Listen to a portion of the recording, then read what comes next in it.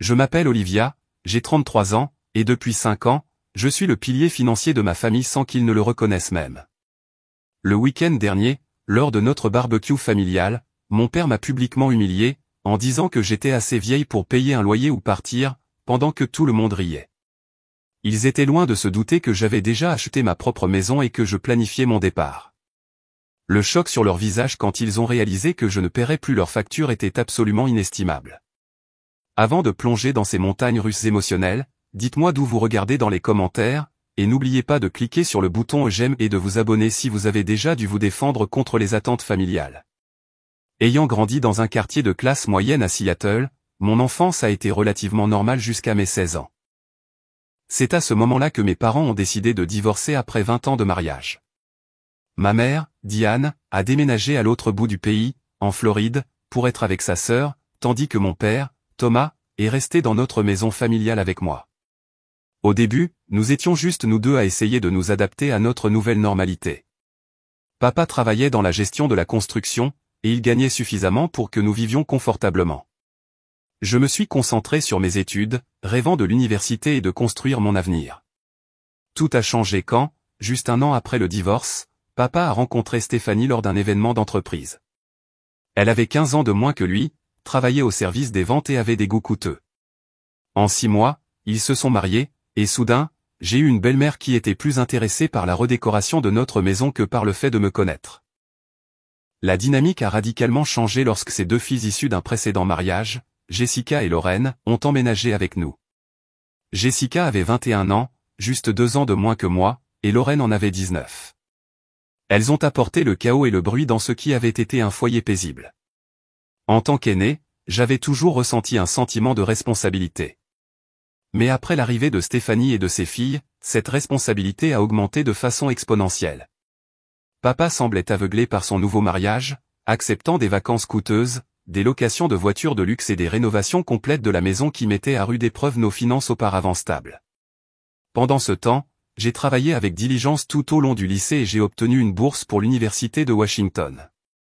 L'université était difficile mais enrichissante. J'ai étudié la finance tout en travaillant à temps partiel à la librairie du campus et comme barista le week-end.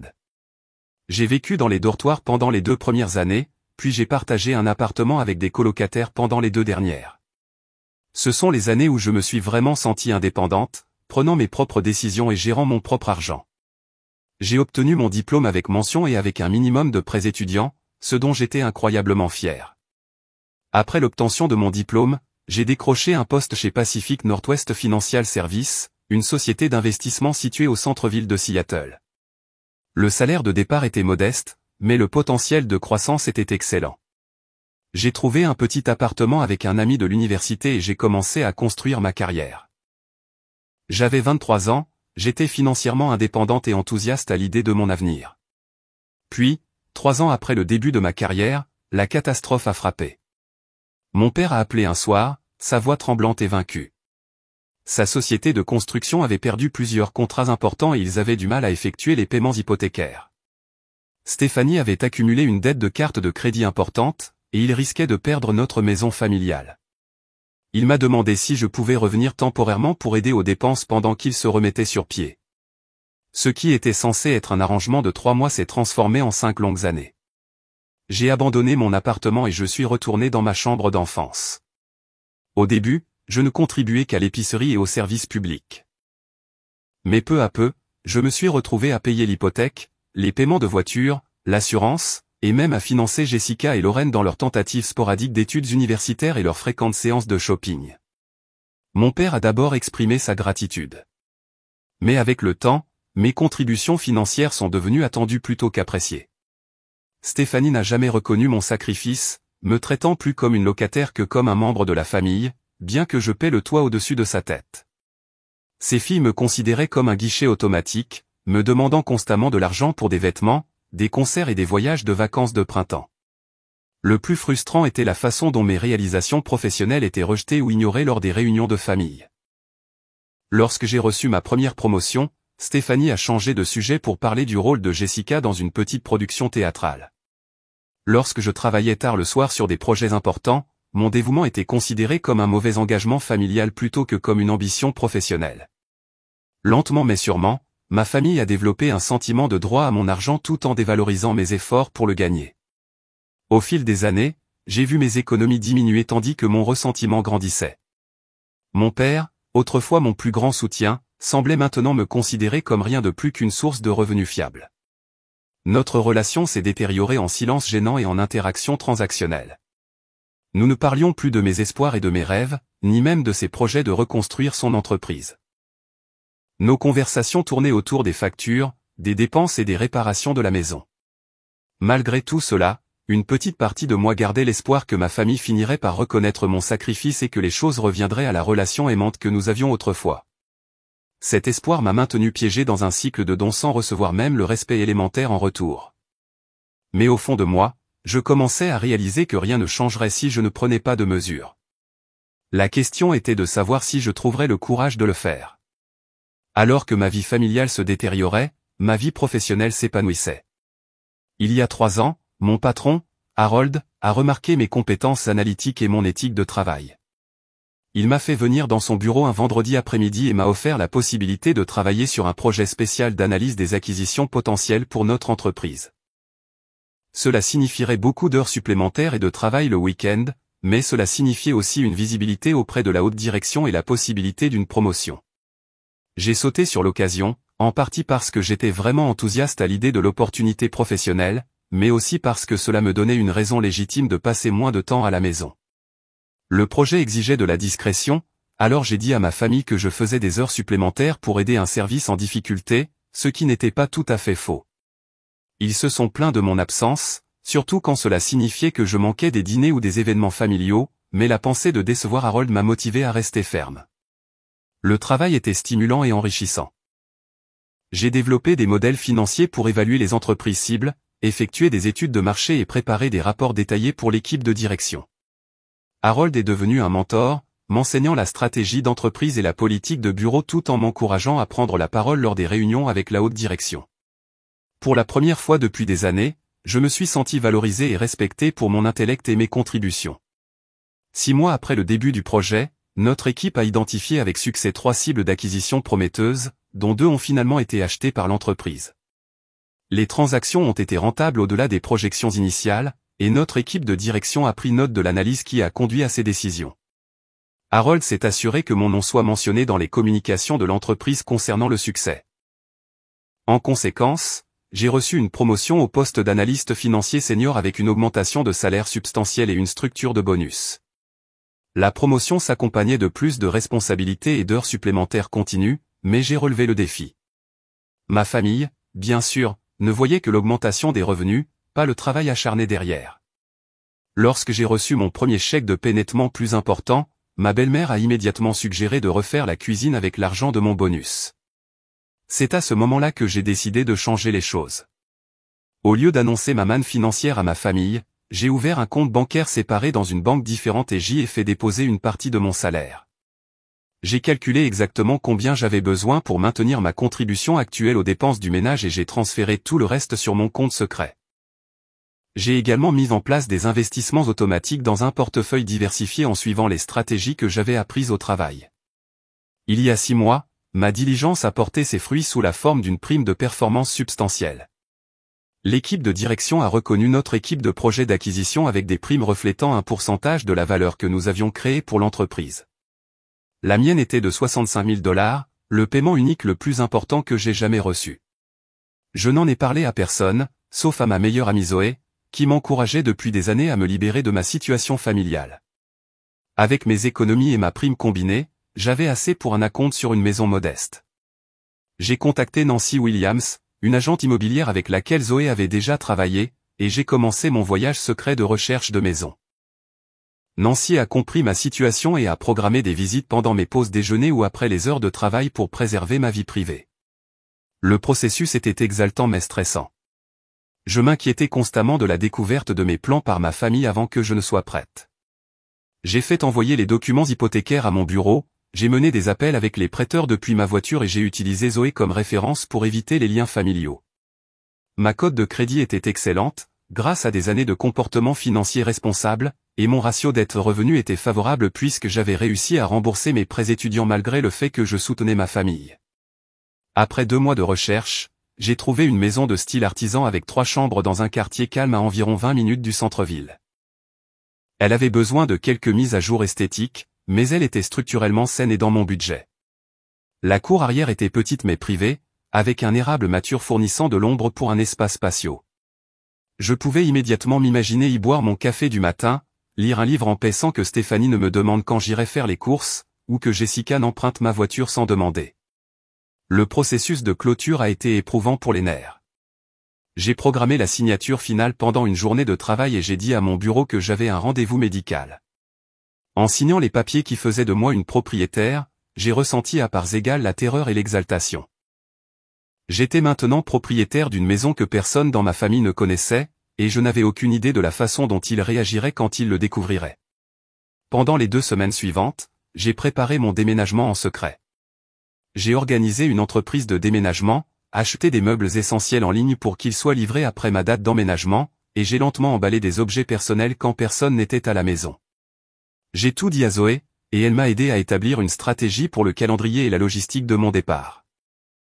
Nous avons décidé qu'immédiatement après le barbecue familial annuel serait le moment idéal, car tout le monde serait distrait par l'événement lui-même et moins susceptible de remarquer mes derniers préparatifs.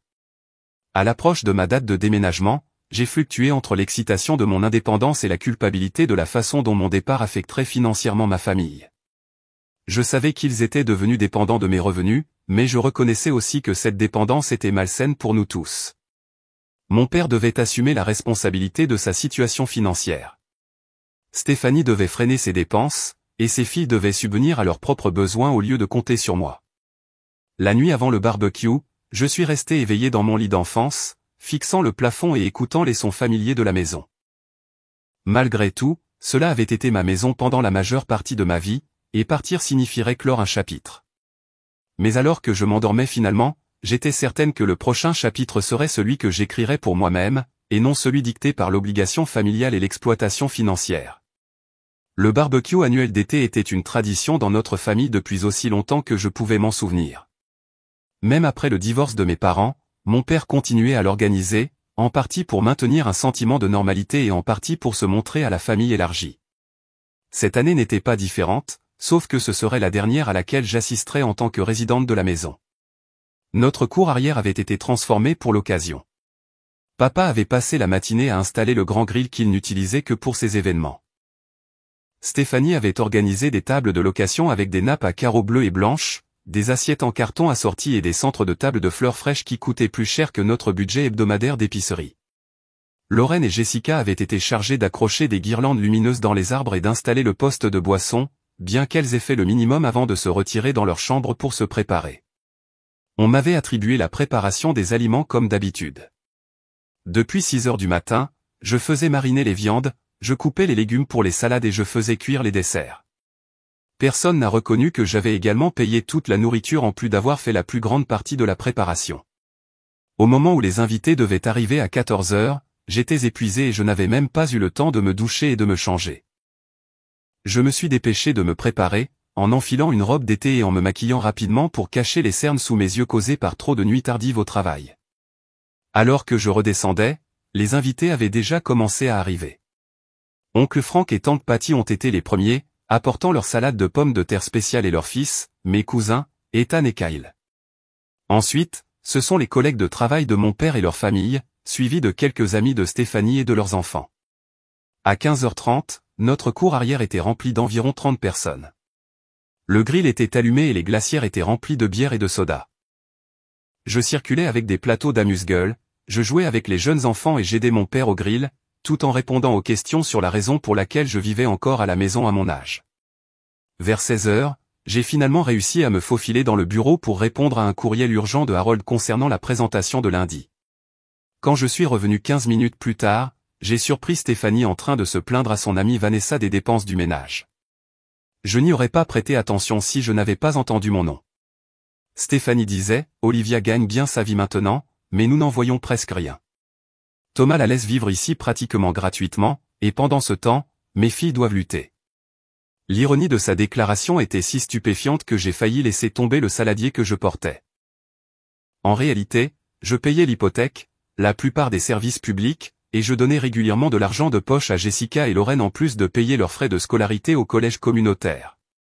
Stéphanie n'avait jamais travaillé pendant son mariage avec mon père, affirmant qu'elle devait être à la maison pour s'occuper de ses filles bien qu'elles soient adultes.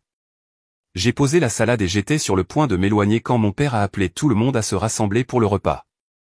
Alors que les gens trouvaient des places aux tables, je me suis retrouvé entre oncle Franck et l'un des collègues de travail de papa, David. La conversation tournait autour de sujets typiques, la météo, le sport, la politique locale. J'ai mangé tranquillement, essayant de traiter les commentaires de Stéphanie et me rappelant que demain je serais libéré de cette situation. Après le plat principal, alors que les gens se servaient du dessert, mon père s'est levé pour prononcer son discours annuel du barbecue. Il a remercié tout le monde d'être venu, a fait quelques blagues sur le fait de vieillir, puis a commencé à faire l'éloge de ses enfants, une tradition qui m'a toujours mise mal à l'aise. Jessica s'épanouit dans son programme de théâtre, a-t-il annoncé fièrement. Elle vient d'obtenir un rôle dans la production communautaire d'Oklahoma. Tout le monde a applaudi tandis que Jessica rayonnait. Et Lorraine a été acceptée à l'école d'esthétique qu'elle voulait fréquenter, mon père a levé son verre dans sa direction. Si fier de mes filles. Il y a eu une autre salve d'applaudissements. J'ai attendu qu'il mentionne ma récente promotion ou le projet majeur que j'avais mené à bien, mais il est passé à remercier Stéphanie d'avoir organisé l'événement. Je me suis senti invisible bien que ce soit moi qui avais fait la plupart du travail réel et qui avait tout payé. Oncle Franck, qui avait toujours été plus perspicace que mon père, s'est penché et m'a discrètement posé des questions sur mon travail. J'ai commencé à lui parler de ma promotion lorsque Stéphanie a interrompu depuis l'autre bout de la table. Olivia travaille tout le temps, a-t-elle dit avec un geste de la main méprisant. On la voit à peine. Je pense qu'elle sort avec son bureau. Tout le monde a ri. Mon visage a brûlé d'embarras. La vérité était que je n'avais fréquenté personne depuis plus de 2 ans parce que j'étais trop occupé à travailler et à soutenir le ménage. Oncle Franck a essayé de rediriger la conversation. C'est génial pour ta promotion, Olivia. Tu as toujours été la plus intelligente de la famille. Avant que je puisse le remercier, mon père est intervenu. Ouais, assez intelligente pour savoir qu'elle a une bonne affaire en vivant à la maison. Loyer gratuit, repas fait maison, service de blanchisserie. Il a ri, et d'autres se sont joints à lui. J'ai forcé un sourire, bien que ma poitrine se serre. Si seulement il savait à quel point sa description était à l'envers. Stéphanie a vu une opportunité et s'est jetée dessus. Thomas, peut-être qu'il est temps qu'on parle de la contribution d'Olivia. Après tout, elle gagne bien sa vie maintenant. Je n'arrivais pas à croire ce que j'entendais. Je les soutenais depuis des années, et il suggérait que je ne contribuais pas assez. Mon père a eu l'air pensif pendant un moment, puis a hoché la tête. Tu sais, tu as raison, chérie. Il s'est tourné vers moi. Olivia, tu as 33 ans maintenant. La plupart des gens de ton âge ont leur propre endroit où paient un loyer convenable à leurs parents. Je pense qu'il est temps qu'on officialise un arrangement. Toute la table regardait cet échange. Je me suis senti piégé et humilié. Qu'est-ce que tu avais en tête? J'ai réussi à demander, ma voix étonnamment stable malgré la colère qui montait en moi. Eh bien, Stéphanie et moi pensions que $1000 par mois serait juste pour ta chambre, la nourriture et les services publics.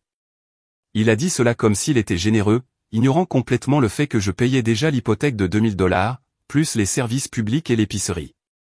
La table a éclaté en conversation, la plupart des gens étant d'accord pour dire qu'il était parfaitement raisonnable qu'un enfant adulte paie un loyer.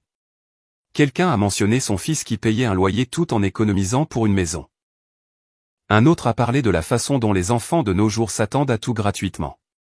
Je suis resté figé, incapable de comprendre l'audace de ce qui se passait. 5 ans de soutien financier, et c'est ainsi qu'il me voyait, une parasite qui devait payer sa juste part. Papa a levé sa bière dans un faux toast. Alors, qu'est-ce que tu dis, Olivia? Tu paies un loyer ou tu sors?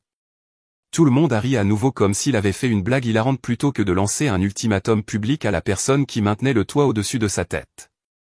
Je sentais les larmes menacées, mais j'ai refusé de pleurer devant tout le monde.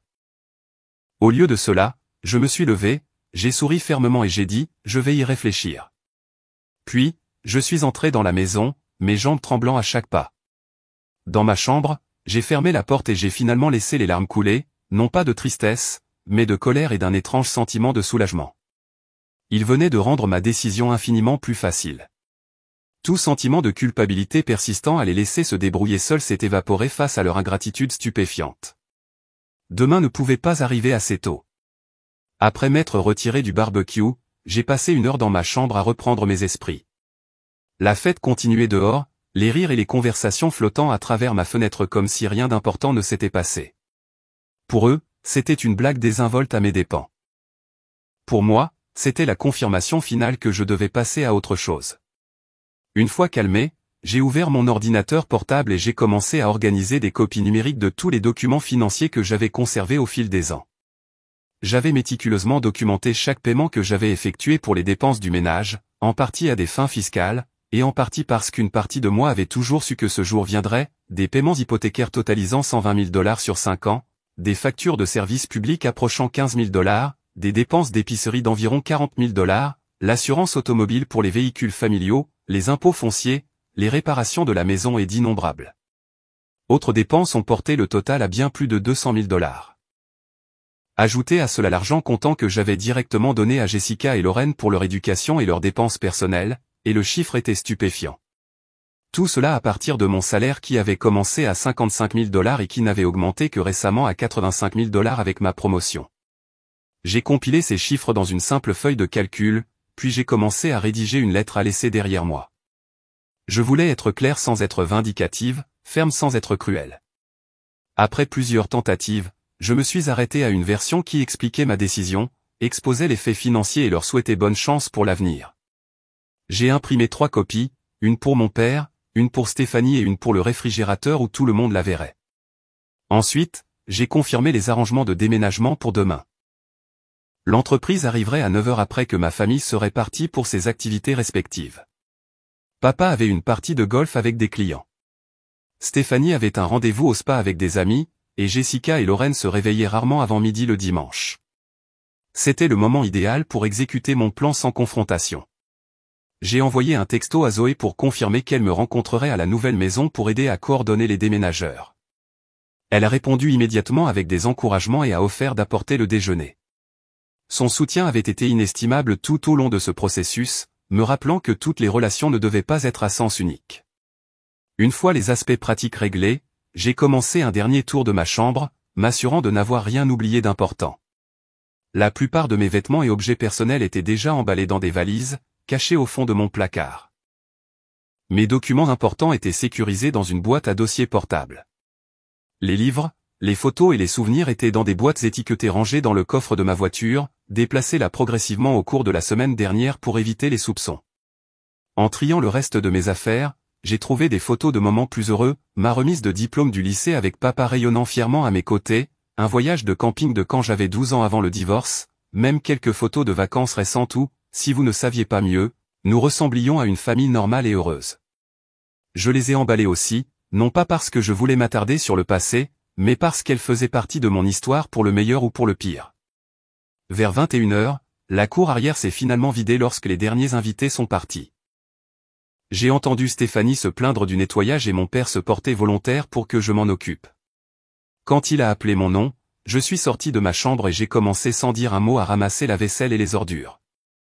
Il m'a regardé pendant un moment, s'attendant peut-être à ce que je mentionne notre conversation précédente, mais j'ai gardé une expression neutre et je me suis concentré sur la tâche à accomplir. « Ça va ?» a-t-il finalement demandé, ouvrant une autre bière. « Tu as disparu pendant la fête. »« Je vais bien », ai-je répondu en emballant les assiettes et les tasses jetables.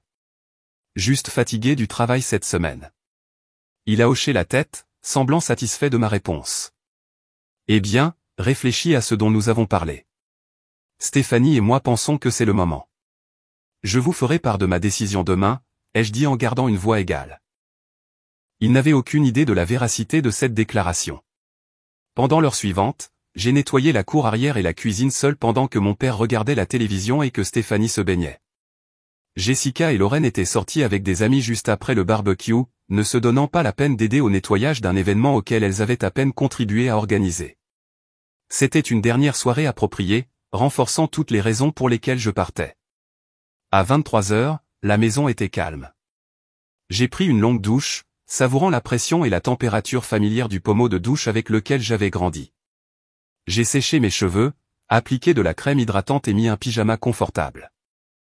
Puis, j'ai traversé la maison sombre, prenant des photos mentales des pièces que j'avais connues toute ma vie, le salon avec le canapé où j'avais regardé des dessins animés le samedi matin quand j'étais enfant, la table de la cuisine où j'avais fait mes devoirs pendant que maman préparait le dîner avant que le divorce ne change tout, le porche arrière où papa m'avait appris à identifier les constellations les nuits d'été claires.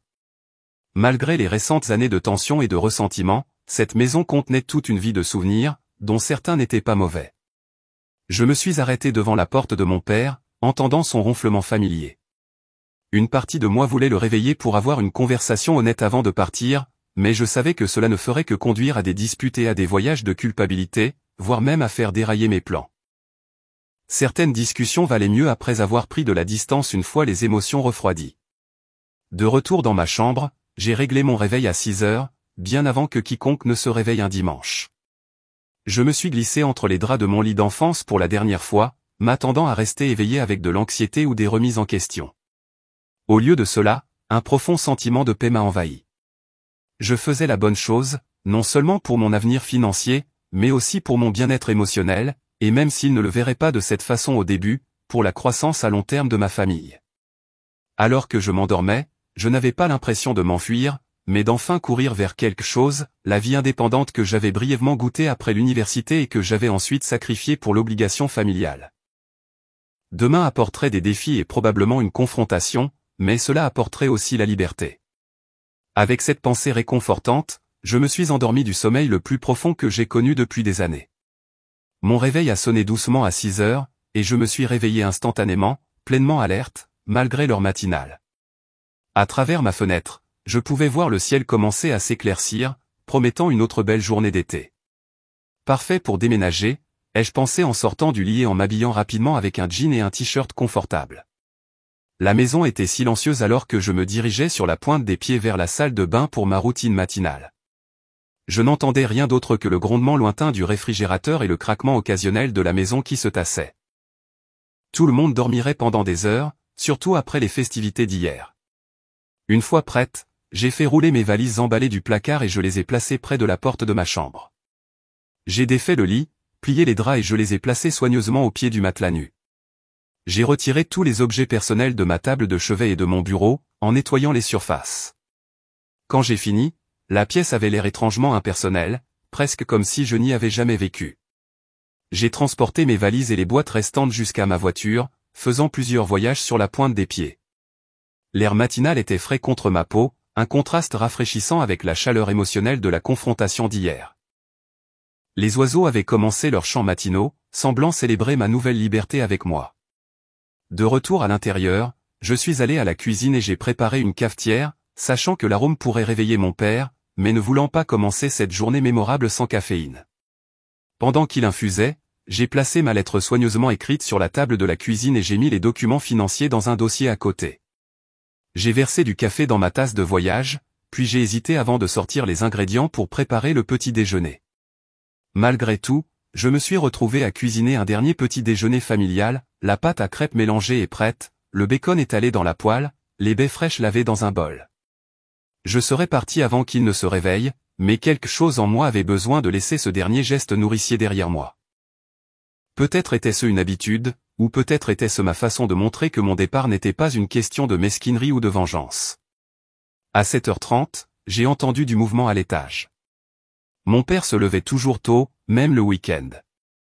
J'ai rapidement rassemblé mon sac à main et mon café, jetant un dernier coup d'œil à la cuisine dans laquelle j'avais cuisiné d'innombrables repas. Puis, je suis sorti par la porte d'entrée juste au moment où j'entendais la porte de la salle de bain se fermer à l'étage. Dans ma voiture, je me suis permis un moment d'émotion, une seule larme coulant sur ma joue alors que je reculais hors de l'allée, non pas une larme de tristesse, mais de soulagement et d'anticipation. Puis, j'ai mis la voiture en marche et je me suis dirigé vers mon avenir sans regarder en arrière. Mon premier arrêt a été le bureau où j'avais pris des dispositions pour rencontrer brièvement Harold avant de me diriger vers ma nouvelle maison. Bien que ce soit dimanche, Harold venait souvent pour quelques heures de travail ininterrompues avant que sa famille ne se réveille. Il a été surpris que j'ai demandé à le rencontrer aujourd'hui, mais il a accepté sans hésitation. Harold était déjà à son bureau quand je suis arrivé, des lunettes de lecture perchées sur le nez pendant qu'il examinait des documents. Il a levé les yeux et a souri quand je me suis approché. « Olivia, qu'est-ce qui t'amène en ce beau dimanche ?» Je pensais que tu profiterais du week-end. J'ai une grande journée devant moi, ai-je expliqué en m'installant sur la chaise en face de lui. Je déménage dans ma nouvelle maison aujourd'hui. Ses sourcils se sont arqués. Nouvelle maison? Tu n'as jamais mentionné que tu cherchais une maison. Félicitations. Je l'ai gardé secret pour des raisons personnelles, ai-je dit prudemment. En fait, c'est en partie pour cela que je voulais te voir aujourd'hui. Ma famille ne le sait pas encore, et quand ils le découvriront, il pourrait y avoir du drame. Harold a enlevé ses lunettes, me donnant toute son attention. Son expression était inquiète mais pas moralisatrice.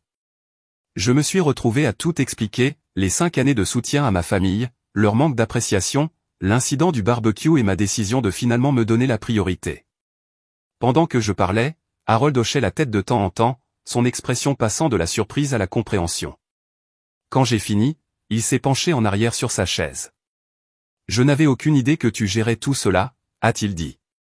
Tu as toujours été si professionnel, si concentré au travail. Je ne l'aurais jamais deviné.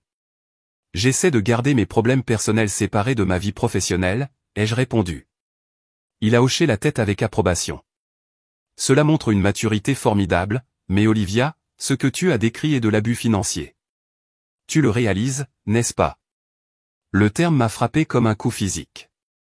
Je n'avais jamais classé ma situation de cette façon, mais dès qu'il l'a dit, j'ai reconnu la vérité dans ses mots.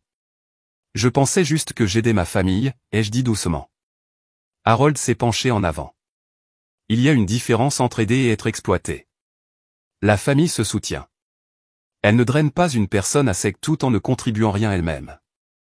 Nous avons parlé pendant une autre demi-heure, Harold offrant à la fois un soutien personnel et des conseils pratiques sur la façon de fixer des limites. Il m'a également surprise en m'offrant d'être une référence si ma famille essayait de me contacter au travail ou de causer des problèmes professionnels. Alors que notre conversation se terminait, il a dit quelque chose qui est resté avec moi. Parfois, les décisions commerciales les plus difficiles sont celles où nous devons dire non à quelque chose qui semble bénéfique pour les autres mais qui est nuisible pour nous-mêmes. Cela est également vrai dans les finances personnelles. Tu prends la bonne décision, Olivia. Avec ces mots renforçant ma confiance, je l'ai remerciée et je me suis dirigé vers ma nouvelle maison où Zoé attendait déjà dans l'allée. Elle a sauté hors de sa voiture quand elle m'a vu. Son visage s'est fendu d'un sourire encourageant. Aujourd'hui est le jour, s'est-elle exclamée en me serrant fort dans ses bras. Comment te sens-tu?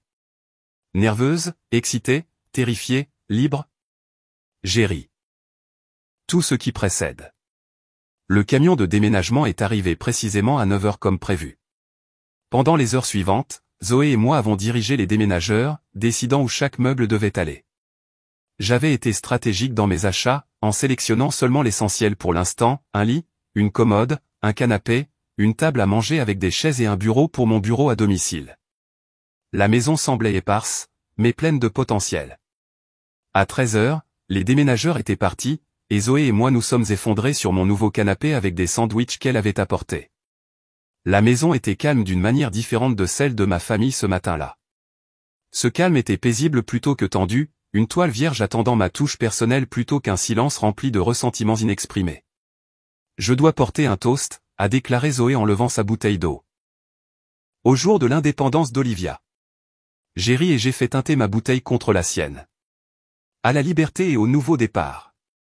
Pendant que nous mangions, j'ai vérifié mon téléphone pour la première fois depuis que j'étais parti ce matin-là, 6 appels manqués de mon père, 4 de Stéphanie et une douzaine de messages textes allant de la confusion à la colère.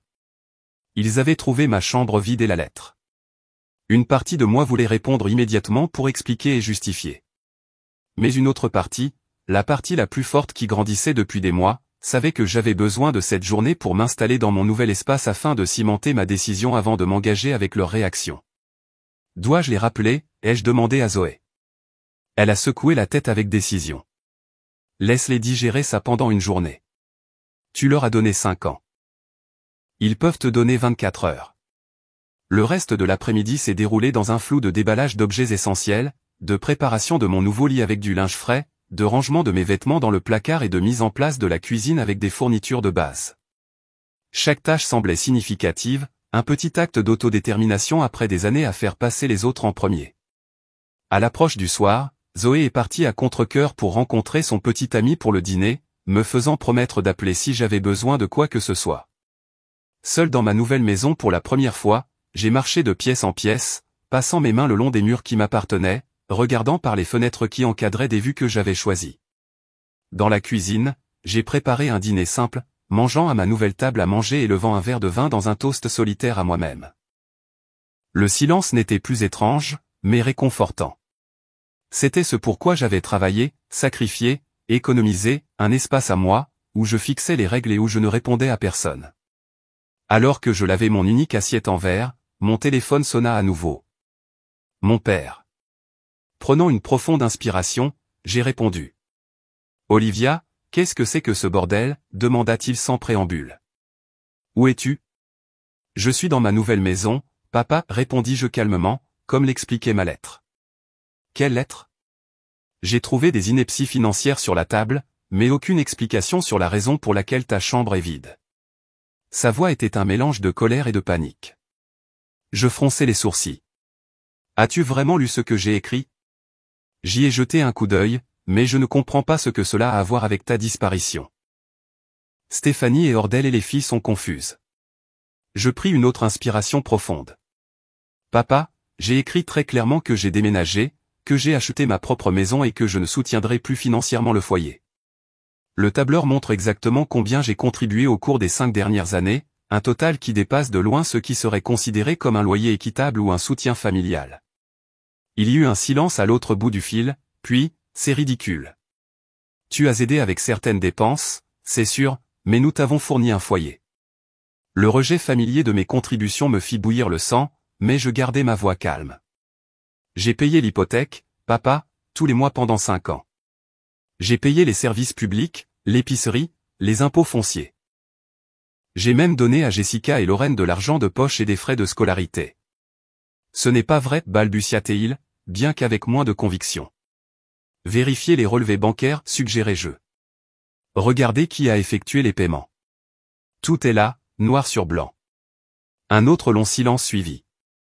Quand il reprit la parole, sa voix avait perdu de sa vantardise. Nous devons en parler en personne. Où habites-tu ? Je ne suis pas à l'aise de partager mon adresse pour le moment, dis-je fermement. J'ai besoin d'espace. De l'espace ? Nous sommes ta famille, s'exclama-t-il. Oui, et la famille devrait se soutenir mutuellement, ne pas exploiter une personne tout en se moquant d'elle lors d'un barbecue. C'était une blague, protesta-t-il. Ce n'était pas drôle pour moi, papa, et cela m'a fait réaliser à quel point mes contributions ont peu été appréciées ou même reconnues. En arrière-plan, j'ai pu entendre Stéphanie exiger qu'il découvre où j'étais. Sa voix s'éleva brusquement lorsqu'elle réalisa que j'étais au téléphone. Après une conversation étouffée, elle lui arracha apparemment le téléphone. « Olivia, c'est totalement inacceptable, dit-elle, sa voix tendue de colère. Tu ne peux pas simplement abandonner tes obligations familiales. » Je dus réprimer un rire face à l'ironie. « Obligations familiales, répétai-je. Comme payer votre style de vie pendant 5 ans tout en étant traité comme un fardeau ? Ce n'est pas ce qui s'est passé, insista-t-elle à nouveau. Vérifiez les documents financiers. J'ai tout laissé documenter. Eh bien, qu'en est-il du paiement hypothécaire dû la semaine prochaine et de la facture d'électricité, demanda-t-elle, confirmant par inadvertance qu'elle était bien consciente de qui avait payé ses dépenses. Toi et papa devrez trouver une solution, dis-je. Je recommande de commencer par un budget réaliste basé sur vos revenus réels, sans inclure mes contributions. Elle haleta. Tu ne peux pas simplement nous laisser en plan comme ça. Je vous ai donné 5 ans de soutien financier sans date de fin spécifiée, soulignai-je. Ce n'est guère vous laisser en plan. De nombreuses familles fonctionnent avec moins que ce que papa gagne. Vous devrez ajuster vos dépenses en conséquence. Avant qu'elle ne puisse répondre, j'ai entendu Jessica en arrière-plan demander bruyamment si j'avais pris la voiture. La voiture qui était techniquement la mienne que j'avais achetée et que je lui avais permis d'utiliser occasionnellement. Je dois y aller, dis-je à Stéphanie. Je suis heureuse d'en parler davantage une fois que tout le monde s'est calmé et a eu le temps de digérer ce changement. Bonne nuit. J'ai mis fin à l'appel malgré ses protestations. Presque immédiatement, mon téléphone s'est remis à sonner, mais je l'ai mis en sourdine et l'ai mis de côté. Demain apporterait d'autres confrontations, j'en étais sûr, mais ce soir était pour moi.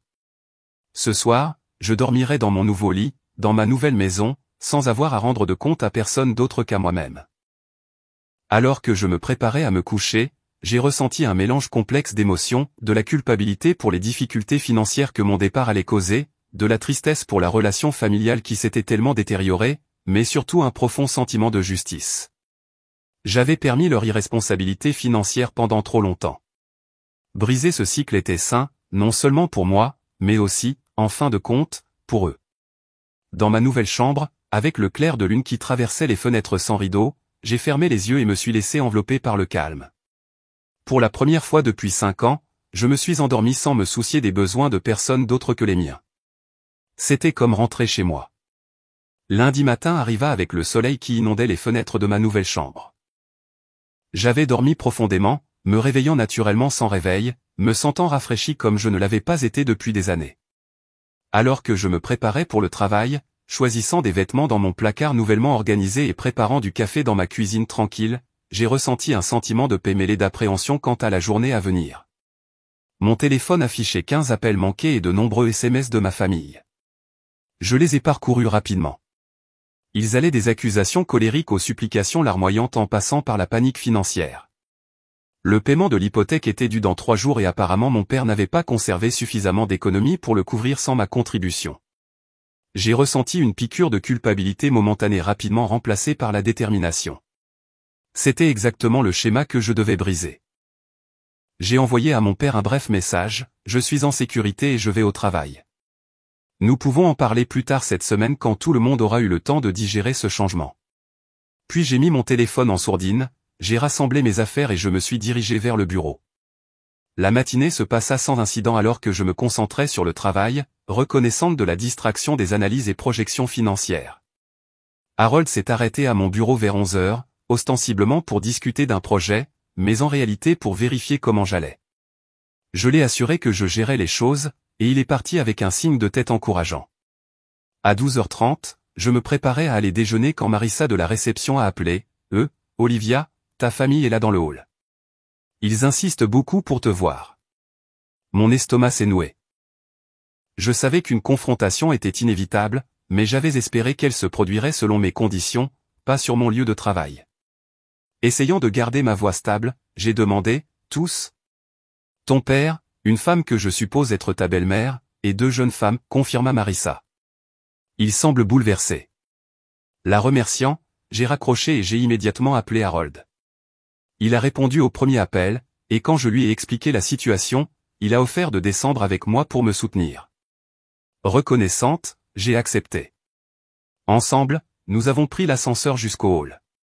Dès que les portes se sont ouvertes, je les ai vus immédiatement, mon père arpentant près du bureau d'accueil, Stéphanie assise sur une chaise de visiteur avec un air furieux, Jessica et Lorraine se tenant maladroitement à proximité.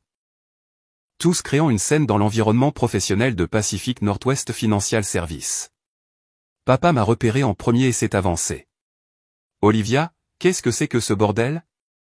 Tu ne peux pas simplement abandonner ta famille comme ça. » J'ai levé une main, douloureusement consciente des curieux. « Ce n'est pas l'endroit pour cette discussion, papa. Je suis au travail. » « Eh bien, tu ne répondais pas à ton téléphone, » intervint Stéphanie, le rejoignant.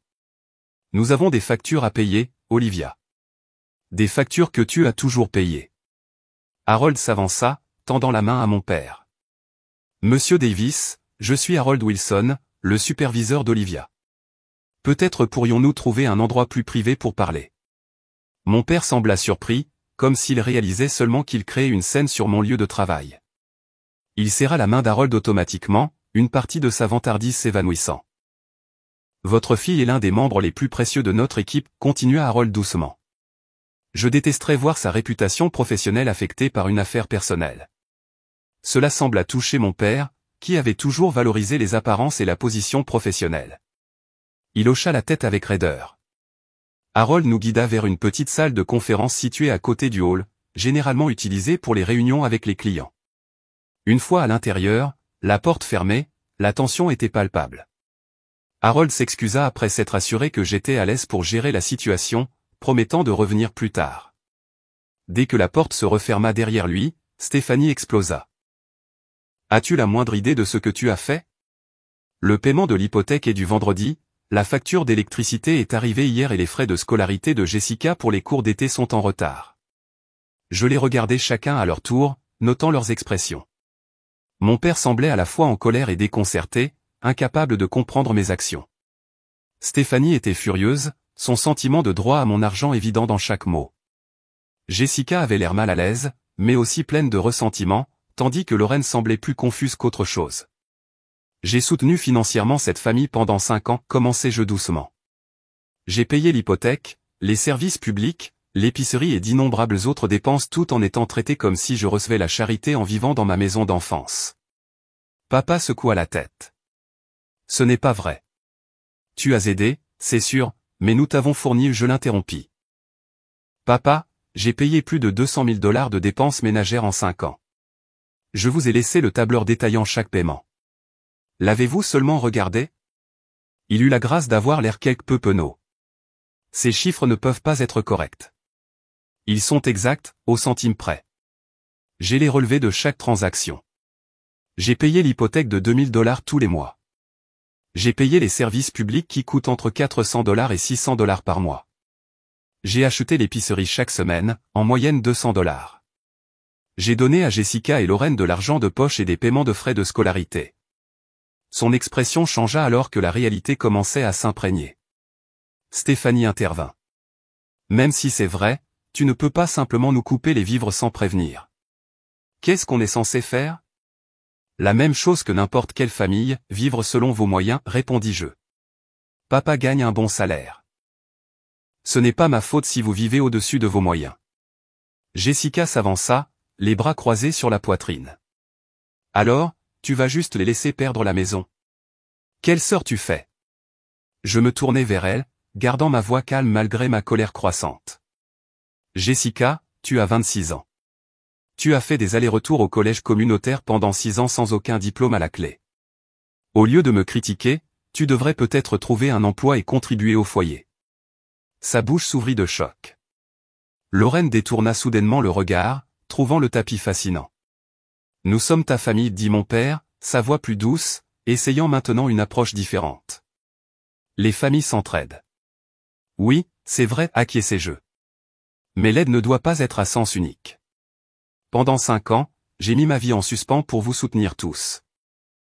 J'ai retardé l'achat de ma propre maison, la construction de ma propre vie, même les rendez-vous amoureux parce que j'étais trop occupé à travailler pour payer votre style de vie.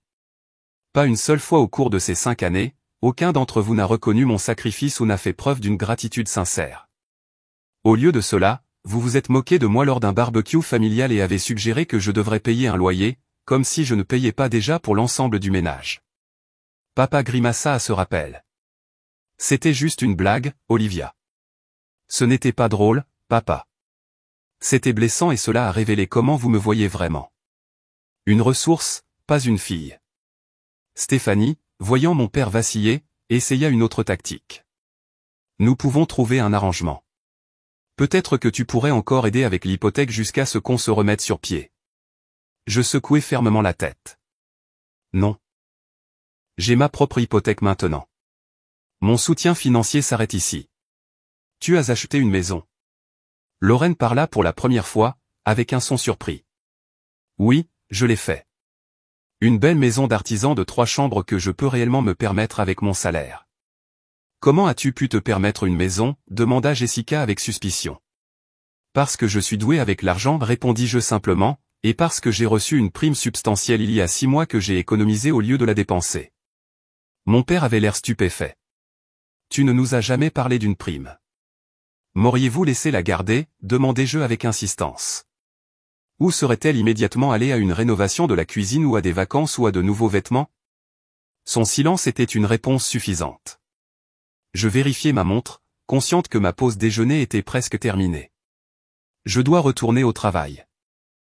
Voici ce qui va se passer. Je ne reviens pas à la maison. Mon soutien financier a pris fin. Vous devez tous ajuster votre style de vie en conséquence. Mais Stéphanie, je levai une main. Ce n'est pas une négociation. J'ai pris ma décision. Mon père, ayant soudainement l'air plus vieux que ses 55 ans, demanda doucement, « Est-ce qu'on te reverra un jour ?» La vulnérabilité dans sa question me prit au dépourvu. Malgré tout, il était toujours mon père, et je l'aimais. Bien sûr que vous me reverrez, papa. Mais notre relation doit changer. Je ne suis pas un guichet automatique ou une locataire. Je suis ta fille. Quand vous serez prêt à avoir une relation basée sur le respect mutuel plutôt que sur la dépendance financière, je serai là. Jessica et Lorraine échangèrent des regards, une communication silencieuse se passant entre elles. Pour la première fois, elles semblèrent prendre conscience de la réalité de la situation. « Où habites-tu » demanda papa. « Pouvons-nous au moins savoir ça ?» J'hésitai, puis me décidai pour un compromis. Je ne suis pas à l'aise de partager mon adresse pour le moment. J'ai besoin d'espace, mais nous pouvons nous retrouver pour un café ou un dîner dans quelques semaines, une fois que les choses se seront calmées. Stéphanie ouvrit la bouche pour protester, mais mon père posa une main sur son bras, la faisant taire. Il hocha lentement la tête. D'accord, mais qu'en est-il de maintenant, les factures? Je m'adoucissais légèrement. Papa, tu gagnes 90 000 $ par an. C'est plus qu'assez pour une vie confortable si tu gères ton budget correctement. Vous devrez peut-être réduire les dépenses de luxe, et Jessica et Lorraine pourraient avoir besoin de trouver des emplois pour contribuer, mais vous ne serez pas démunis. Stéphanie avait l'air d'avoir avalé quelque chose d'aigre, mais elle resta silencieuse. Je me levai, signalant que la conversation était terminée. Je dois retourner au travail. Je t'appellerai la semaine prochaine, papa, et nous pourrons en parler davantage alors. Alors qu'il sortait de la salle de conférence, Lorraine resta en arrière un instant. Pour ce que ça vaut, dit-elle doucement, je ne savais pas que tu payais pour tout. Je pensais que papa s'occupait des factures. Son aveu me surprit. Merci d'avoir dit ça, Lorraine. Elle hocha la tête maladroitement, puis se dépêcha de rattraper les autres.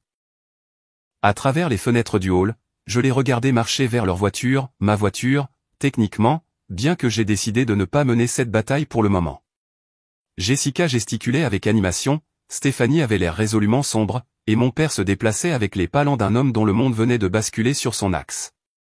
De retour à mon bureau, je trouvais une tasse de café et un sandwich qui m'attendaient avec un mot d'Harold, je pensais que tu pourrais manquer le déjeuner. J'espère que tout va bien. Sa petite gentillesse me fit monter des larmes inattendues aux yeux.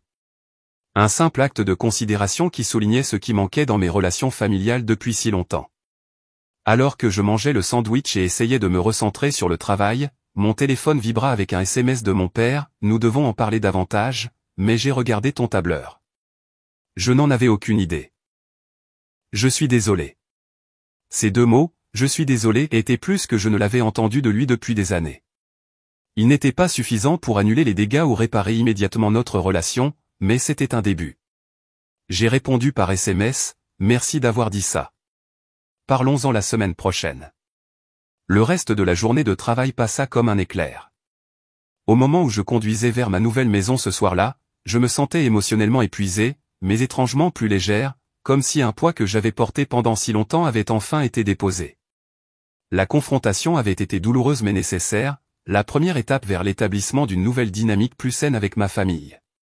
Alors que j'ouvrais ma porte d'entrée et pénétrais dans le sanctuaire tranquille de mon propre espace, je ressentis un profond sentiment de justice. Quels que soient les défis qui m'attendaient pour reconstruire ma relation avec ma famille, j'avais franchi la première étape cruciale vers une vie définie par le respect mutuel plutôt que par l'exploitation financière. Pour ce soir, c'était suffisant. Une semaine passa avec un contact minimal de ma famille. Mon père envoya des SMS occasionnels, principalement des questions pratiques concernant les comptes du ménage et les paiements de factures. Je répondis avec des informations claires et factuelles, maintenant les limites tout en ne coupant pas complètement la communication. Stéphanie ne prit pas du tout contact, ce qui était un soulagement. Jessica envoya un SMS en colère m'accusant d'abandonner la famille, que je ne pris pas la peine d'honorer d'une réponse. Étonnamment, Lorraine envoya un SMS 2 fois, d'abord, pour demander comment j'allais, puis pour me faire savoir qu'elle avait postulé pour un emploi dans un café local. Pendant ce temps, je m'installais dans ma nouvelle maison et ma routine avec une confiance croissante. Chaque jour apportait de petites joies, la paix du café du matin sur ma terrasse, la liberté de décorer selon mes propres goûts, le simple plaisir de cuisiner juste pour moi. Au travail, je prospérais sans le stress constant de soutenir 4 autres adultes, apportant une nouvelle énergie et créativité à mes projets que Harold remarqua et loua. Le vendredi soir, exactement une semaine après la confrontation à mon bureau, mon père appela. La conversation fut maladroite mais civile. Il avait examiné tous les relevés financiers que j'avais laissés et confirmé l'étendue de mes contributions. Il admit, avec une difficulté évidente, qu'il m'avait tenu pour acquise et avait permis à Stéphanie d'influencer sa perception de la situation. Puis il demanda s'il pouvait visiter ma nouvelle maison pendant le week-end. Mon premier instinct fut de refuser. Ma maison représentait l'indépendance, un sanctuaire contre leurs exigences et leurs rejets. Mais je reconnus également qu'aller de l'avant nécessiterait de nouvelles interactions selon de nouvelles conditions. Après un moment d'hésitation, j'acceptai qu'ils viennent dîner samedi soir, à une condition, ils devaient être respectueux de mon espace et de ma décision. Samedi matin, je me retrouvai à nettoyer une maison qui était à peine habitée et à préparer un repas avec plus de soin que je n'en avais pris pour moi toute la semaine. Malgré tout, je voulais les impressionner, valider ma décision avec des preuves de ma réussite. Je me décidai pour un menu simple mais élégant, poulet rôti aux herbes, légumes rôtis, pain frais de la boulangerie locale et un gâteau au fromage acheté en magasin pour le dessert. Rien d'extravagant, mais un repas qui démontrait à la fois compétence et gestion financière raisonnable. À précisément 18 heures, la sonnette retentit. Prenant une profonde inspiration, j'ouvris la porte pour les trouver tous les quatre debout sur mon porche. Mon père avait l'air incertain, Stéphanie la bouche pincée, Jessica boudeuse et Lorraine curieuse. Je les invitai à entrer avec un sourire forcé, observant leur réaction lorsqu'ils entrèrent dans ma maison pour la première fois. La maison était modeste selon leurs normes, mais je l'avais rendue attrayante avec un mobilier simple et de qualité et des touches personnelles. Leurs yeux scannèrent le salon et la salle à manger à air ouverte, admirant les planchers de bois franc, le canapé confortable avec des coussins décoratifs colorés, la petite table à manger dressée pour 5, la cuisine avec ses comptoirs en granit et ses appareils en acier inoxydable. Waouh, Lorraine fut la première à parler. C'est vraiment sympa, Olivia. Merci, répondis-je, me détendant légèrement à son compliment sincère. Laissez-moi vous faire visiter. Je leur fis visiter la maison, la salle de bain pour inviter avec sa douche en carreau de métro, la chambre d'amis que j'avais aménagée en bureau à domicile, la deuxième chambre qui restait principalement vide, sauf pour un futon pour les invités, et enfin, ma chambre principale avec salle de bain attenante. Tout au long de la visite, je remarquai leurs différentes réactions.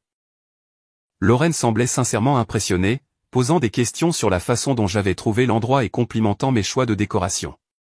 Jessica resta en grande partie silencieuse, son expression oscillant entre l'envie et le ressentiment.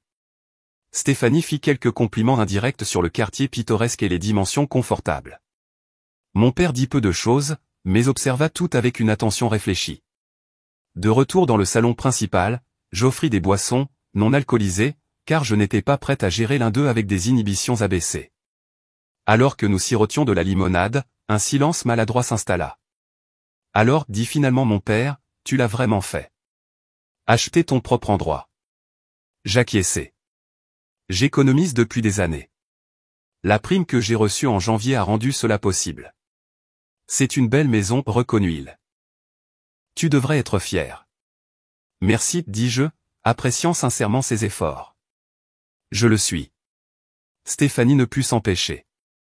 C'est petit, cependant, n'est-ce pas? Après avoir vécu dans notre maison, ça doit ressembler à une dégradation. Je gardai une expression neutre. En fait, c'est parfait pour moi. Juste la bonne quantité d'espace dans un quartier que j'aime, avec un paiement que je peux facilement me permettre avec mon salaire. Jessica renifla. Bien sûr, maintenant que tu ne paies plus nos factures, Jessica, avertit mon père, puis se tourna vers moi. Nous avons convenu d'être respectueux, tu te souviens. J'apprécie ça, papa, dis-je. Et pour aborder l'éléphant dans la pièce, oui, mon hypothèque est gérable parce que je ne paie plus la vôtre. C'est un fait, pas une attaque. Il hocha lentement la tête. Je comprends ça maintenant. Je comprends aussi que nous avons profité de ta générosité pendant bien trop longtemps. Stéphanie avait l'air de vouloir s'opposer, mais retint sa langue, peut-être avertie à l'avance de maintenir la paix. Avez-vous réglé vos finances pour l'avenir, demandai-je, vraiment curieuse de savoir comment il s'adaptait. Nous y travaillons, admit-il. J'ai retiré de l'argent de mon 4 cents un cas pour couvrir l'hypothèque et les factures de ce mois-ci. Ce n'est pas idéal, mais ça nous laisse le temps de faire des ajustements. Quel genre d'ajustement, insistai-je. Il jeta un coup d'œil à Stéphanie, qui serra les lèvres étroitement. Nous envisageons de réduire la taille de la maison. La maison est trop grande pour nous de toute façon avec ton départ. Et Jessica et Lorraine cherchent du travail. Je suis déjà embauché chez Starbucks, intervint Lorraine, une note de fierté dans sa voix. Je commence ma formation la semaine prochaine. C'est génial, Lorraine, dis-je sincèrement. Bien pour toi. Jessica leva les yeux au ciel.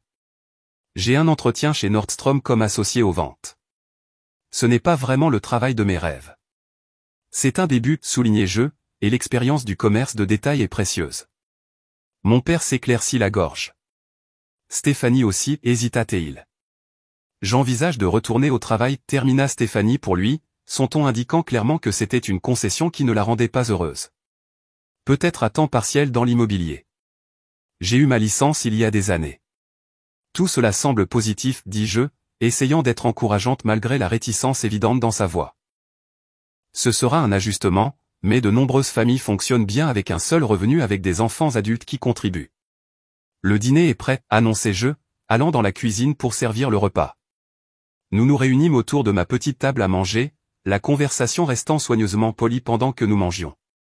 J'avais intentionnellement préparé un repas délicieux mais simple, rien qui ne suggérerait extravagance ou gaspillage. Ils complimentèrent la nourriture, et pendant de brefs instants, on aurait presque dit un dîner de famille normal. Alors que nous terminions le dessert, mon père posa sa fourchette et me regarda directement. « Olivia, je te dois des excuses. Des vrais, pas seulement le SMS que j'ai envoyé. Après avoir regardé tes relevés financiers et réfléchi aux 5 dernières années, j'ai réalisé à quel point je t'ai manqué de respect en tant que père. » Ces paroles me prirent au dépourvu. Je m'attendais à de la résistance, à des marchandages, voire à de la colère, mais pas à cette humble reconnaissance. Quand ta mère est partie, continua-t-il, j'étais perdu. Puis Stéphanie est arrivée, et je pense que j'avais tellement peur d'être seul que j'ai laissé notre style de vie devenir plus important que d'être honnête au sujet de nos finances. Et puis tu es intervenue, si compétente et responsable, et il était juste plus facile de te laisser tout gérer. Papa, commençai-je, mais il leva la main. Laisse-moi finir, s'il te plaît. Ce que j'ai fait était mal. Je t'ai imposé un fardeau injuste, puis j'ai eu l'audace de suggérer que tu ne contribuais pas assez. J'en ai profondément honte. Des larmes me montèrent aux yeux, une émotion inattendue se manifestant à ces paroles sincères. Merci d'avoir dit ça, papa. Ça veut dire beaucoup. Stéphanie se tortilla inconfortablement sur son siège, puis me surprit en ajoutant, je dois aussi m'excuser. Je me suis convaincu que parce que tu avais un bon travail, il était normal de s'attendre à ton aide. Je ne voulais pas travailler, et c'était pratique de t'avoir pour couvrir les dépenses. C'était égoïste de ma part. Son aveu, bien que manifestement difficile pour elle, semblait sincère. J'acquiesçai, n'étant pas tout à fait prête à pardonner complètement, mais appréciant l'effort. Jessica resta silencieuse, mais Lorraine prit la parole.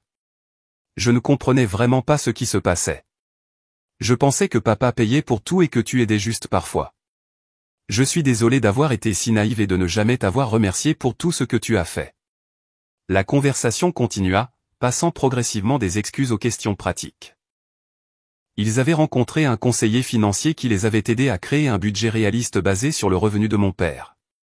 Ils envisageaient de vendre la maison et de déménager dans un endroit plus petit et plus abordable. Jessica et Lorraine devraient couvrir leurs propres dépenses à l'avenir, y compris les frais de scolarité. Alors que la soirée touchait à sa fin, une nouvelle entente prudente avait émergé. Il y avait encore de la tension, en particulier de la part de Jessica, et la coopération de Stéphanie semblait au mieux réticente. Mais mon père parut sincèrement châtié et déterminé à changer la dynamique entre nous.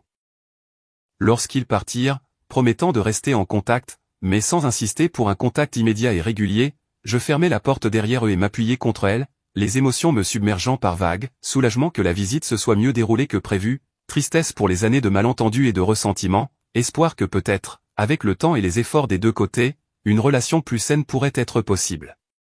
Je me dirigeai vers la fenêtre du salon, regardant leur voiture s'éloigner du trottoir. Pour la première fois, je ne ressentis aucune culpabilité concernant ma décision. Je n'avais pas abandonné ma famille. J'avais simplement cessé de permettre des comportements qui étaient nuisibles à nous tous. À long terme, cette réinitialisation douloureuse pourrait être la meilleure chose que j'aurais pu faire pour eux, ainsi que pour moi-même. Plus tard dans la soirée, alors que je nettoyais après le dîner, mon téléphone sonna avec un SMS de Zoé. Comment ça s'est passé? Besoin d'un sauvetage. Je souris et répondis, mieux que prévu. J'ai même eu de vraies excuses de papa et Stéphanie. C'est toujours maladroit, mais il y a du progrès. Elle répondit immédiatement, miracle. Fier de toi d'avoir tenu bon. Brunch de célébration demain. J'acceptais, reconnaissante avec enthousiasme une fois de plus pour son soutien indéfectible tout au long de ce parcours. Cette nuit-là, seul dans ma maison calme, je me sentis vraiment en paix pour la première fois depuis des années. Le chemin à parcourir avec ma famille ne serait pas facile ni direct. Il y aurait des revers, d'anciens schémas se réaffirmant, de nouvelles limites à établir et à défendre. Mais j'avais franchi la première étape cruciale, brisant le cycle de la dépendance financière et exigeant un respect fondamental. Alors que je m'endormais, je réalisais que ma valeur n'était pas mesurée par la quantité que je donnais aux autres, mais par la façon dont je vivais honnêtement selon mes propres valeurs. Parfois, la chose la plus aimante que vous puissiez faire pour votre famille est de cesser d'encourager les schémas nuisibles et d'insister sur le respect mutuel. C'était une leçon difficile, mais que je garderai à l'esprit dans toutes mes relations. Avez-vous déjà dû créer des limites avec des membres de votre famille qui ont profité de votre générosité?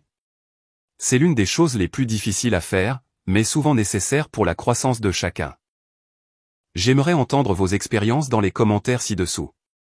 Et si cette histoire vous a touché, veuillez cliquer sur le bouton j'aime et vous abonner pour entendre d'autres histoires sur la façon de vous défendre.